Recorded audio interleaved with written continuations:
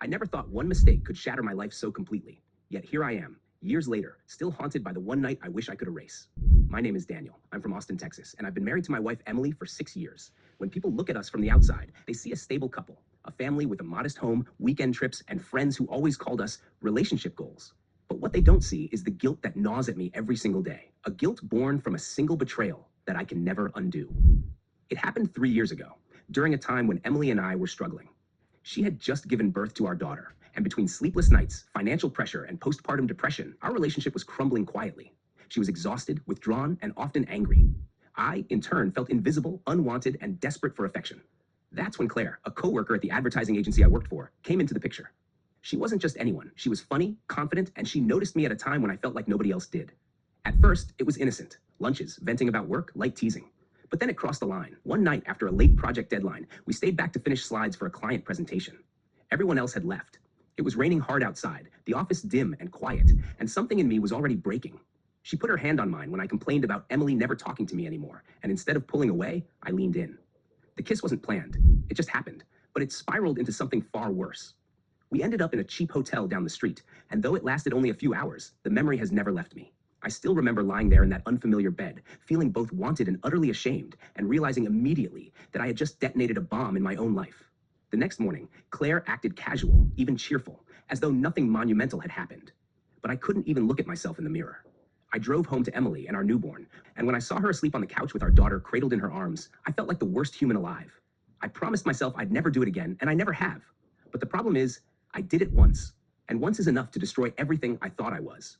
For weeks, Claire acted like we shared a secret, sometimes slipping notes on my desk or giving me looks in meetings, but I avoided her. I stopped responding to her texts. Eventually, she quit and moved to another firm, which should have been a relief, but the damage was already carved into my conscience. I couldn't sleep, couldn't eat, and I found myself constantly imagining Emily finding out. Every hug, every kiss, every I love you from her felt like a knife twisting into me. I began overcompensating, doing the dishes more, buying her flowers, trying harder to be affectionate. Emily noticed and even joked that I was acting like the husband from commercials. But little did she know, I was just trying to scrub away a sin that could never be erased. The guilt made me paranoid too. I kept thinking maybe Claire would tell someone, maybe a colleague overheard, maybe one of her friends would run into Emily and mention something cryptic. Every time Emily's phone buzzed or she asked, "Hey, is something wrong with you?" I froze, thinking this was it, the moment my world would collapse. But days turned into months, months into years, and she never found out. That silence, though, didn't bring me peace. It only amplified the guilt because now I was living two lives, one where I was a devoted husband and father, and another where I carried a secret so vile it made me question my entire character. The worst part is that Emily healed from her postpartum depression, and we started becoming stronger again. She smiled more, laughed more, and she began to say things like, "I don't know what I'd do without you." Each time she said it, my heart broke because she didn't know the truth, that I had once betrayed her in the darkest way possible. I kept telling myself that since it was only once, and since I had changed, maybe it wasn't worth destroying her with the truth. But every anniversary, every birthday, every family photo we took, the voice in my head whispered, "You're a fraud. You don't deserve this happiness." Then came the real twist. A year ago, Emily found out something, not about the cheating, but about Claire. We were at a company dinner when one of my old coworkers casually mentioned that Claire had gone through a messy divorce because her husband discovered she'd been unfaithful. Emily asked questions, curious, and when she heard the details, she said, "I could never forgive someone for cheating.